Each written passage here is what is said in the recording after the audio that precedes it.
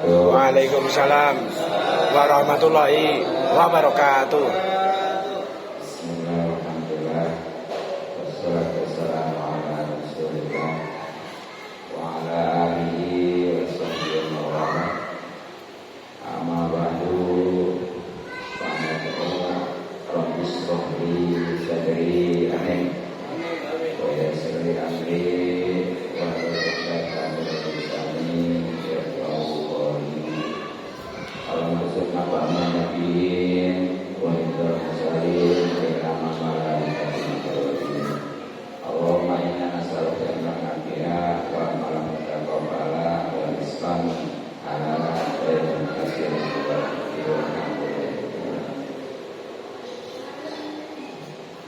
yang terhormat Alhamdulillah Ustaz Mudin, Alhamdulillah Ustaz Iwan Setiawan, Alhamdulillah Ustaz Widoyo, dan para tokoh tersebut masyarakat, dan mudah-mudahan semuanya dipanjangkan umur sehingga bisa istiqomah menuju kita di jalan Allah Subhanahu wa taala. Pada para hadirin jamaah salim yang mudah-mudahan kita semua selalu dimuliakan dan diberikan taufik serta hidayah daripada Allah Subhanahu wa taala. Mudah-mudahan kumpulan kita dirahmati dan diberkati serta diridhoi Allah Subhanahu wa taala, mendapatkan paling besar dan akhirnya alhamdulillah kita sudah sama-sama bisa kumpul silaturahmi yang biasanya pada isya untuk 2 pekan ini pada maghrib. Jadi pekan pertama Biasa lagi ya. Ya, betul. Mudah-mudahan dengan silaturahmi rezeki kita dimudahkan dan diberkakan serta diberkakan, umur kita dipanjangkan dalam keadaan sehat dan sehat. Amin ya Allah ya Rabbal alamin. Terlebih lagi para jamaah haji yang mana hukumnya sangat wajib dan pada saat ini mungkin karena waktu ya kayaknya kita habis. Kalau misalnya rahimahullah ta'ala wa na'ala biologi bahwa dan nanti baik bisa berfatihah. Bismillahirrahmanirrahim. Alhamdulillahirabbil alamin. Arrahmanirrahim. Maliki yaumiddin. Iyyaka na'budu wa iyyaka nasta'in. Ihdinas siratal ladzina an'amta 'alaihim ghairil maghdubi 'alaihim waladdallin.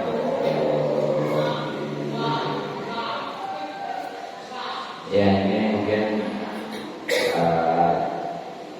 depan masih tentang kita donasi ya. Nanti baru satu awal sedikit lagi ya tentang keutamaan ilmu. Bismillahirrahmanirrahim. Wa qala 55 kebudi ya. Garis terakhir atau paling bawah. Wa qala dan telah bersabda an-nabiyyu baginda Nabi Sallallahu alaihi wasallam. Dewa dunia, kokohnya dunia bi arba'ati asya itu dengan 4 perkara. Awalnya yang pertamanya bil ulama itu dengan ilmunya ulama.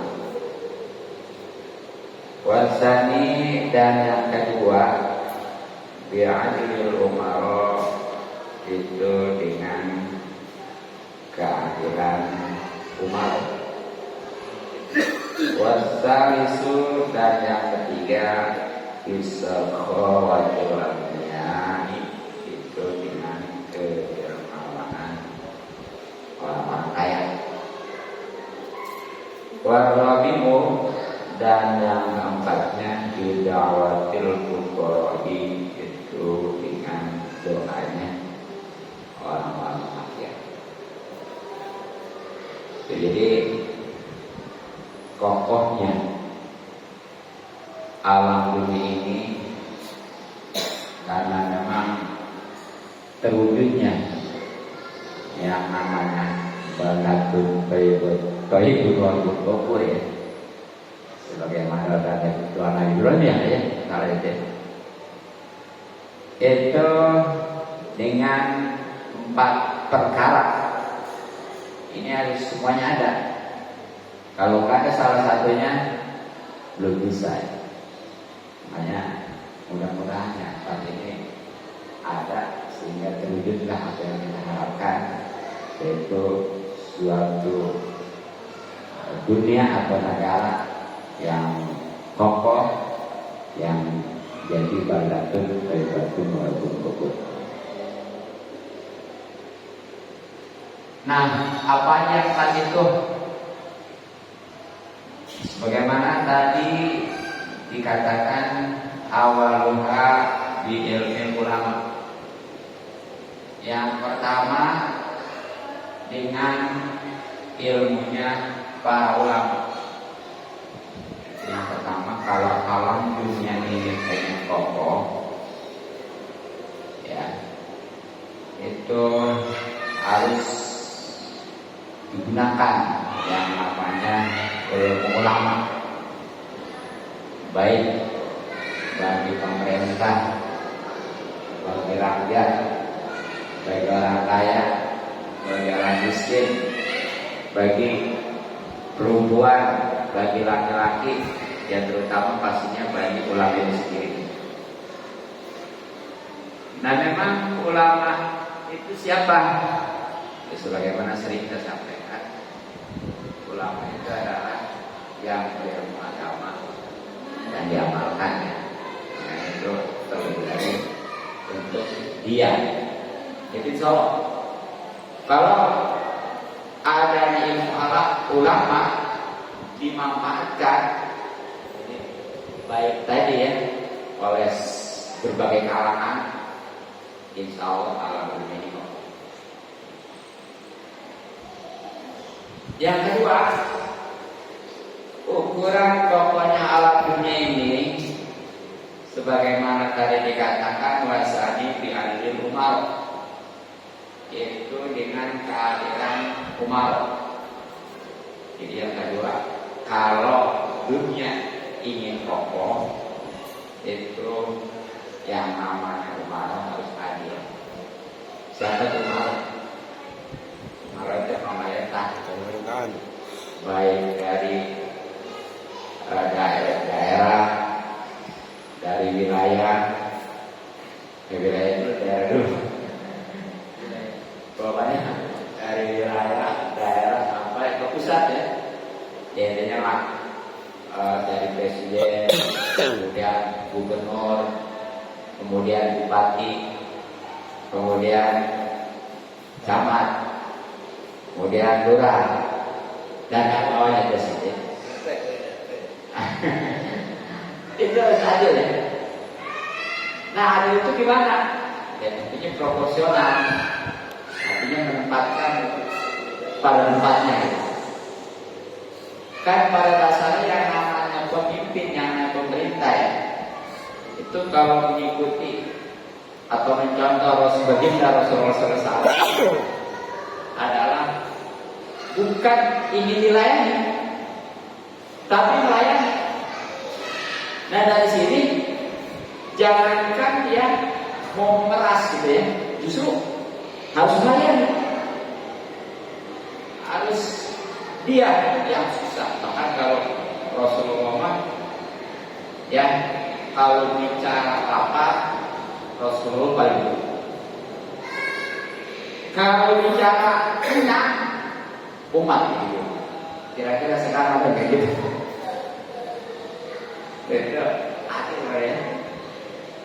Nah, baru kalau itu sudah ada terwujudnya pokoknya lagi. Apalagi itu yang namanya seorang umarok yang hari itu luar biasa. Itu kan sampai-sampai dinasnya atau tugasnya satu hari saja itu lebih baik daripada ibadah 60 tahun. Kalau ya gue asal adil ya. Hanya mudah-mudahan ya para umat adil. Ya, bahkan yang adilnya umat kelak nih di hari kiamat nanti itulah salah satu dari 7 golongan yang langsung dapat naungan Allah Subhanahu wa Ta'ala. Ya, tepatnya pada masa itu yang mana kan jarak matahari itu hanya 1 hasta ya. Itu semua rata 1 hasta. Ya, bisa kita bayangkan sekarang matahari yang jaraknya jutaan mil itu udah panas luar biasa ya. Apalagi kalau di kemarau, apalagi kalau di daerah Timur Tengah. Nanti bagaimana kalau hanya 1 hasta? Tapi kalau yang dapat naungan langsung dari Allah melalui arasnya itu ya, itu insya Allah nggak bakal panas. Dan diantaranya ya bahkan jadi urutan peringkat yang pertama ya, yaitu seorang pemimpin yang adil.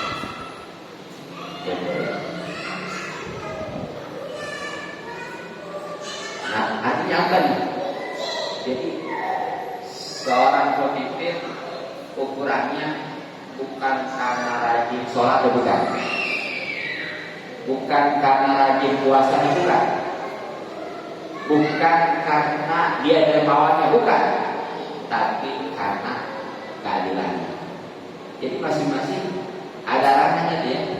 Kalau ulama matahari dengan ilmunya, bukan dengan kekayaannya dan lain sebagainya. Nah, Umar ini itu bukan dengan ilmunya, bukan dengan kekayaannya atau lainnya, tapi dengan keadilannya.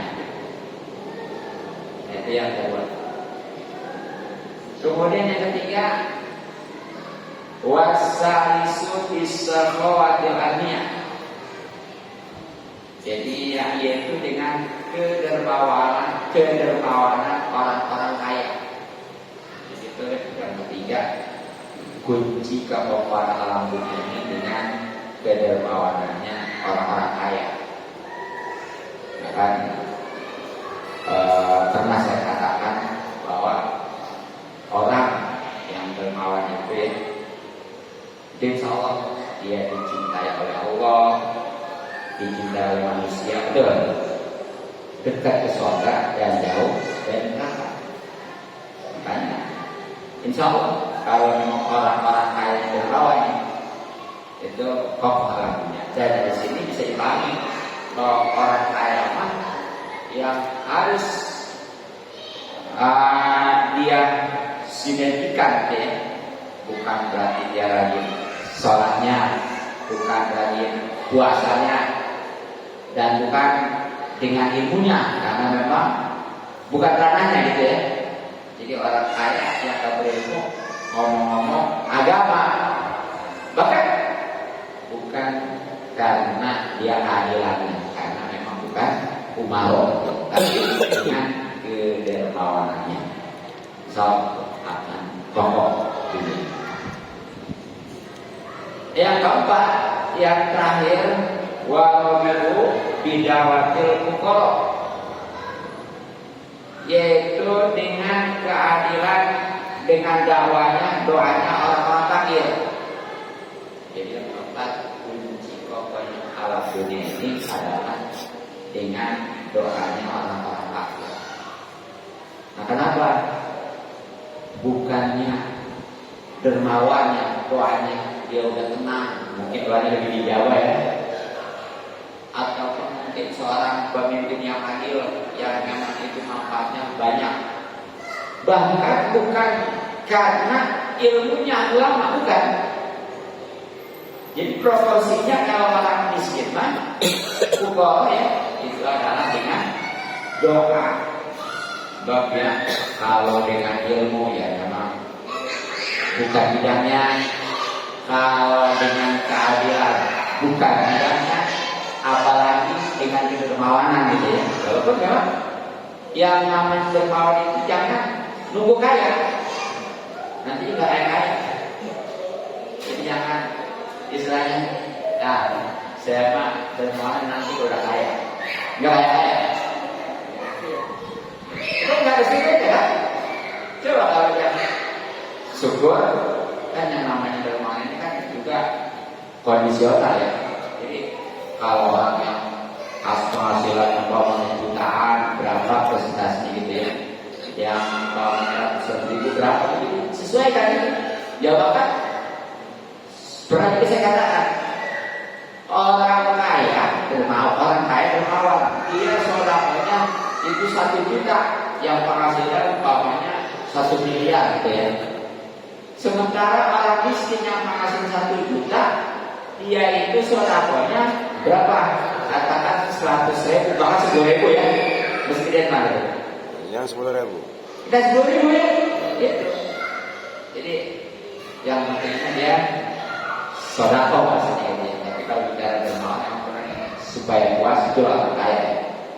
Jadi ini masing-masing ranahnya orang ulama dengan ilmunya, umarok atau pemerintah dengan keadilannya, orang kaya dengan kedermawanannya, dan orang miskin dengan doanya gitu ya.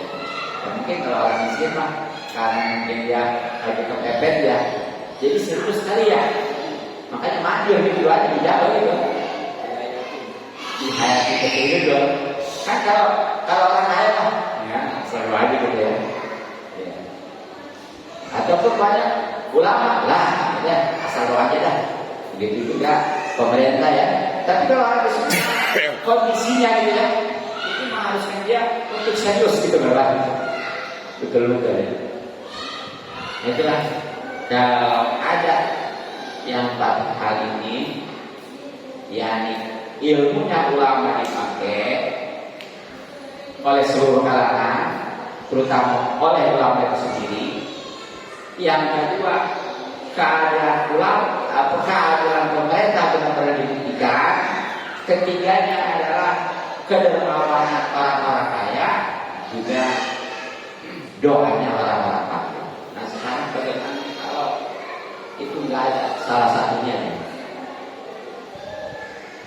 Walau ilmu ulama, kalau tidak ada ilmu ulama, laharaka, maka pasti binasa al-daliluna, orang-orang yang bodoh.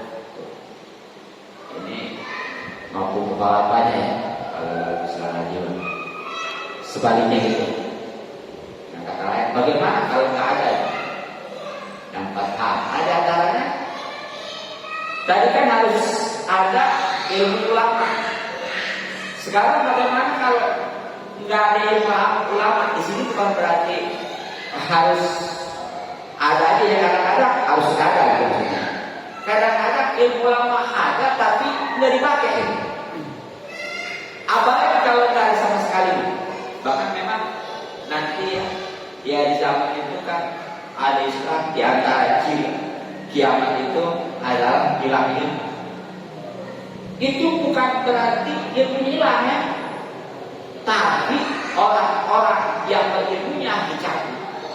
Makanya makin kesininya yang namanya ulama-ulama yang sepuh udah susah ya. Kan yang namanya ulama mah susah gantinya. Perlu 2 tahun. Ya kecuali kalau mau ya belum berhenti juga banyak nyalon betul. Coba saja presiden, gubernur, bupati ya, itu belum meninggal gitu, udah ngantri, udah berebut ya. Kalau mereka nggak cukup setahun 2 tahun itu. Makanya, ya kalau sekarang nih lama mungkin sedikit ya, pulang-pulang inilah bukti kan boleh dicabut ilmu bukan karena hilangnya, tapi karena yang menimbulnya itu diwafatkan. Karena kalau yang menimbulnya diwafatkan, nanti ya udah seakan-akan yang dicabut gitu. Dan pada saat itu udah orang bodoh itu yang berperan. Kalau orang bodoh yang berperan, yang berani-berani dia itu umpamanya bicara agama ya, yang bukan bidangnya, ya itu. Tunggu aja kan berani. Ya sekarang kan kadang-kadang ya, padahal dia statusnya apa, tapi bicara agama. Itu sekarang. Jadi binasa nih orang-orang bodoh ya. Kalau nggak ada ilmunya pulau. Kemudian walau sahawatul adnya, dan kalau tidak ada kedermawanan orang-orang kaya lahaka, maka pasti binasa al-fuqara, orang-orang fakir. Yang kedua, alam ini jadi hancur karena nggak ada kedermawanan orang kaya, karena akan menimbulkan kehadiran orang-orang fakir. Apa sebabnya? Nggak ada yang gaji. Coba, umpamanya nggak ada orang kaya, semua fakir. Fakir itu lebih dari miskin. Kalau miskin misalnya masih ada, tapi kurang. Ya. Gitu. Kalau fakir mah memang nggak ada. Nah, dia padahal butuh nih, tapi karena nggak ada yang gaji, kira-kira gimana? Makanya dia kerja segala apa ya? Karena pengen gaji. Nah, karena nggak ada orang kaya, ataupun ada, tapi malah pelit orang kaya. Nah, itu orang miskin, orang fakir itu ya, yang kena imbasnya. Bahkan bisa jadi nanti bukannya ngedoain, malah Jumpain. Ya bahkan bisa jadi mencuri gitu ya. Nah itu kalau ada nih orang-orang miskin mencuri, kalau minyak masih di rumahnya itu dicek dulu apa sebabnya gitu ya. Enggak langsung penjara enggak. Gitu. Jadi tergantung kalau memang dia nggak ada dapat enggak dipotong gitu ya, nggak kena sanksi gitu. Kan kalau kita mah mau gimana ya, pokoknya mah asal mencuri. Ya bahkan kalau diperhatikan lebih parah mencuri yang kecil daripada korupsi, daripada yang besar ya. Makanya yang besar kan enak. Seperti ada kan di sini orang Bandung ya, yang makan apa tuh, suka miskin. Di mana tuh? Di Bandung kan? Di Bandung ya. foto itu Bandung. Namanya suka miskin tuh ya. Itu penjara. Iya. Tapi di situ tuh yang di penjara orang yang tidak kaya. Orang kaya. So, penjara suka miskin. Orang ganti kenapa nggak suka miskin ya? Kayaknya nggak sesuai.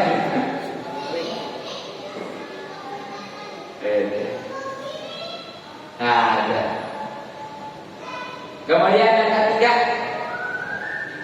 ini dibalik kepada tadi, bedanya mah apa kalau ulama nggak adil gitu ya, tapi di sini kalau orang kaya ada dermawan gitu ya. Nah yang ketiga, walau doa fuqara, dan kalau tidak ada doanya orang-orang fakir lantaran maka pasti dimasak al-fakir orang kaya. Kalau seandainya orang-orang miskin nggak mau mendoain karena nggak dikasih, yang ada malah diperas sama orang kaya ya, bahkan oleh pemimpin gitu ya, oleh pemerintah gitu. Jadi nggak mendoain. Ya, justru sebaliknya malah diupain. Bahkan bisa jadi malah ngambil gitu ya. Makanya orang-orang kaya ya itu kalau seandainya kepalingan itu punya mikir itu ya. Ini ada kesenjangan ya. Ini bukan lagi diupain tapi malah ngambil. Kenapa gitu ya? Mungkin karena kan nggak dermawan. Nah di sini kalau orang-orang panggil itu nggak berdoain, justru dia itu malah baik bahkan ambil, udah alamnya kacau, betul. Itu kacauan. Dan yang keempatnya, wara'atul umarok. Dan kalau tidak ada kehadiran umarok, maka pasti memakan baju nasi sebagian manusia, bahkan akan sebagian orang. Kama takul ibu sebagaimana memakannya al-ibu serigala al-ghanama pada hari itu. Itu yang penting. Kalau seandainya umarok yang mestinya adil tadi ya, ini malah zalim,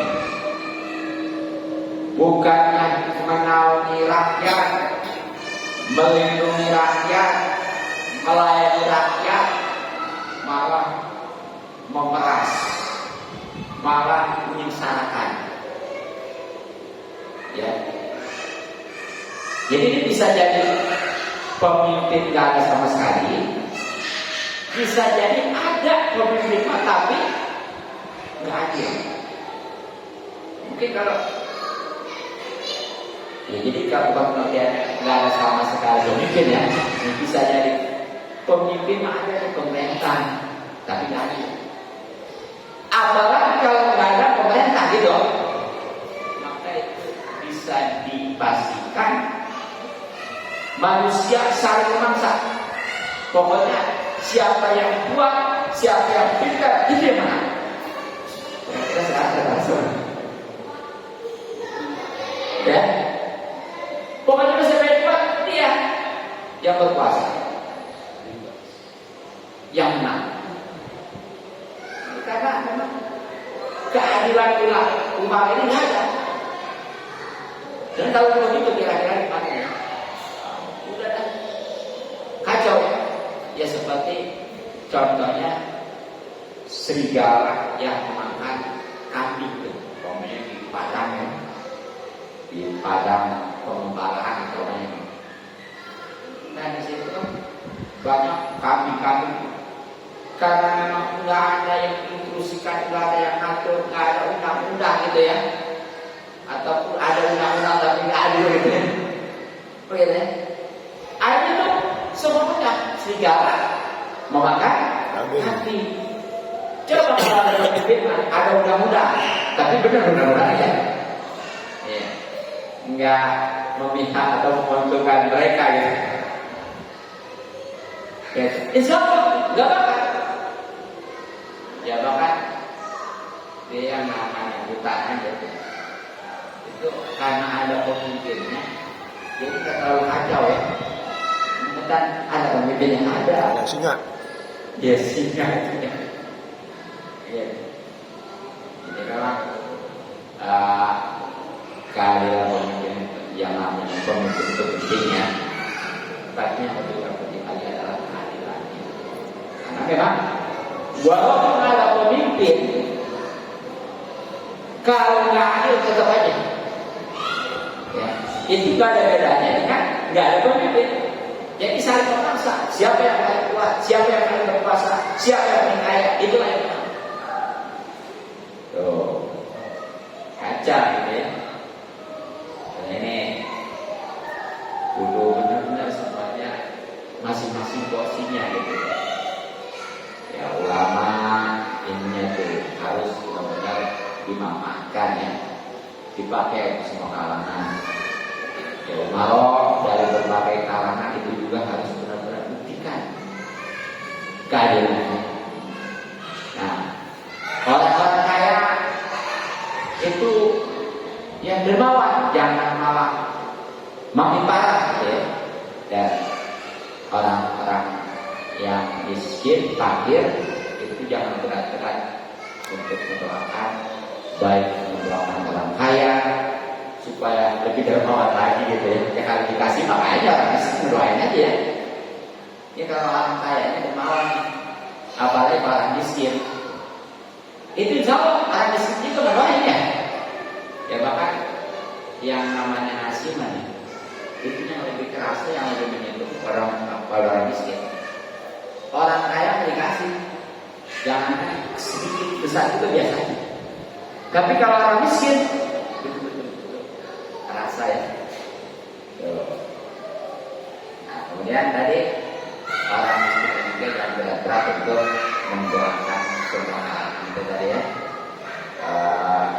Baik itu ulamanya supaya bisa mengamalkan ilmunya, kemudian pemerintahnya supaya adil, dan orang-orang kayanya supaya itu bisa dermawan, kalau akan kokoh ya betul. Nah kemudian waqala dan telah bersabda karena ibu bagi Nabi Sallallahu Alaihi Wasallam,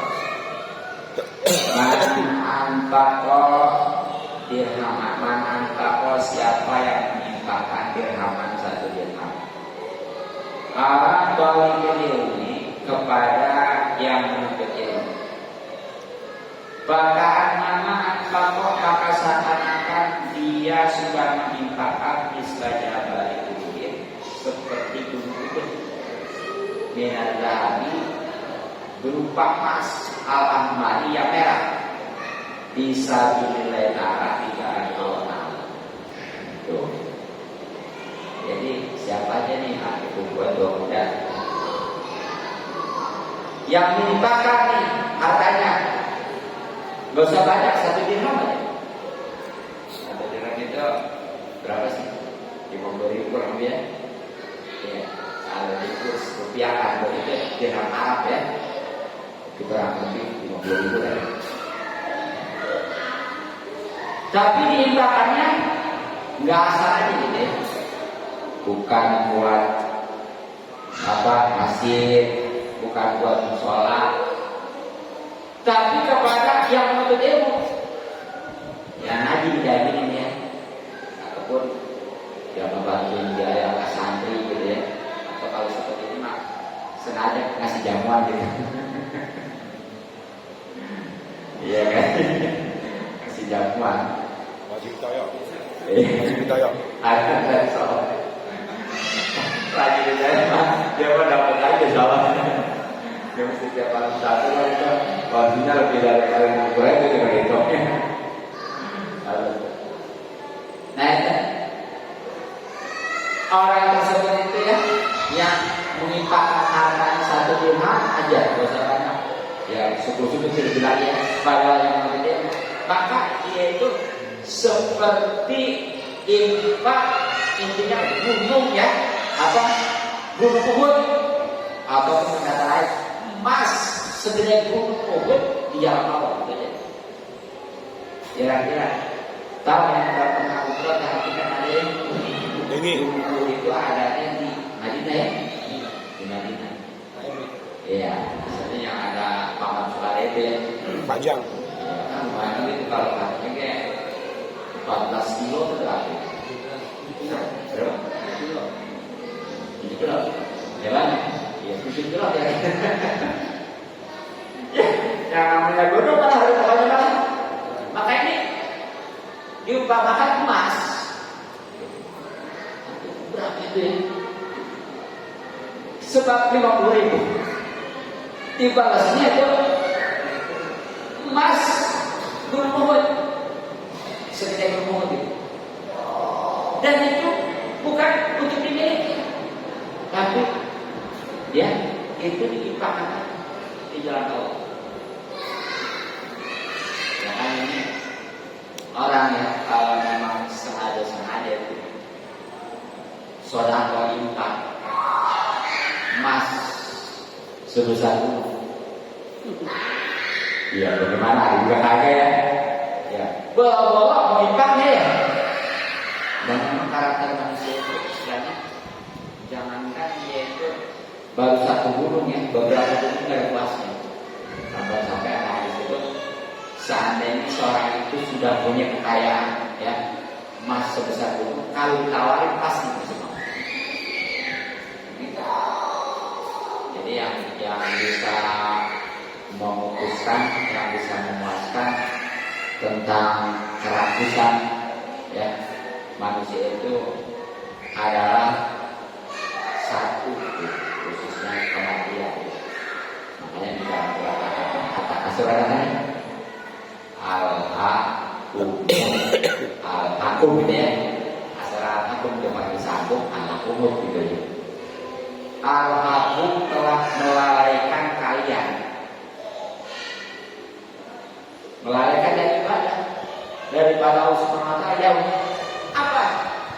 At-ta'atu berubah-ubah mendapatkan dan memperbanyak ngumpul harta. Kata kasar itu. Pokoknya waktu-waktu hanya untuk lagi. Gak ada puasa itu. Tapi harta zurtu asalnya mah. Karena ada kubur ya, makabir maksudnya gitu ya. Jadi disambungnya. Jadi asalnya mah harta zurtu sehingga kamu sampai jauh. Kemana?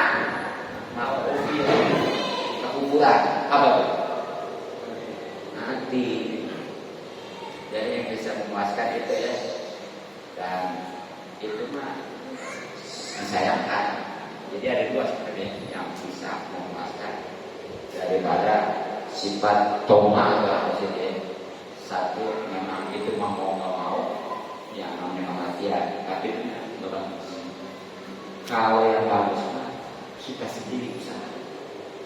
Dan ini dari kesadaran karena berawal dari ilmu pentingnya. Karena memang di dalam Islam itu orang yang paling kaya bukan yang paling banyak harta bukan. Tapi siapa? Yang kaya hati. Dan bicara kaya hati, ini siapapun bisa kalau usaha betul. Mau orang kaya, mau orang miskin. Jadi yang namanya kaya hati kan, dia mau kaya berarti kaya hatinya belum tentu. Bisa jadi yang miskin gak kaya hati. Gitu ya. Jadi yang namanya kaya hati, mau kaya, miskin bisa. Dan gak ada modal kan? Coba kalau dia mesti kaya aja, harus punya harta ya. Kalau ukuran harta itu kekayaan, harus punya harta kan? Tapi karena ukurannya merasa cukup di hati, itu siapa yang bisa?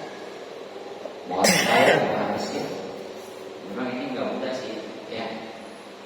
Bahkan memang hidup mah yang paling enak yang cukup ya, bukan yang ada relatif pada bahkan banyak sekali itu. Sering kan saya barangkan orang itu punya uang katakanlah 1 miliar, banyak 1 miliar. Banyak. Beli pesawat beli enggak? Boleh ke saat pesawat wisata. Kagak lah.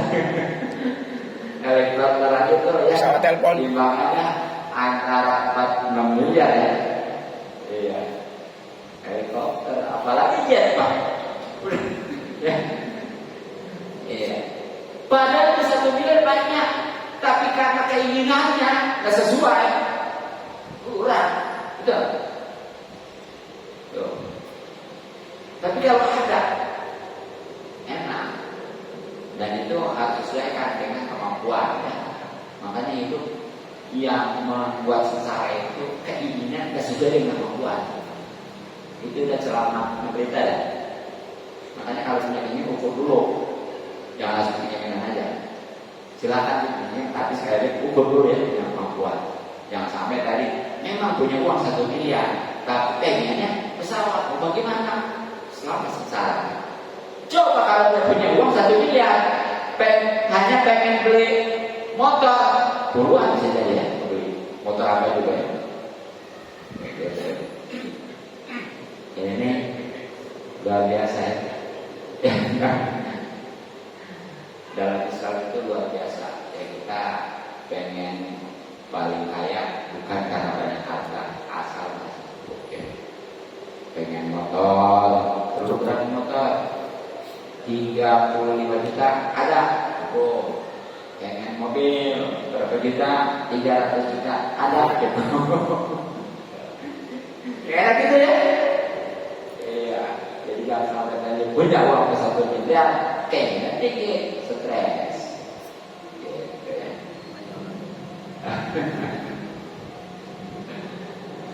Nah jadi itu tepatnya teh bagus. Jadi cukupkan ya, mudah-mudahan bermanfaat. Mohon maaf dan maklum segala kelebihan. Assalamualaikum warahmatullahi wabarakatuh. Waalaikumsalam warahmatullahi wabarakatuh. Amin. Amin.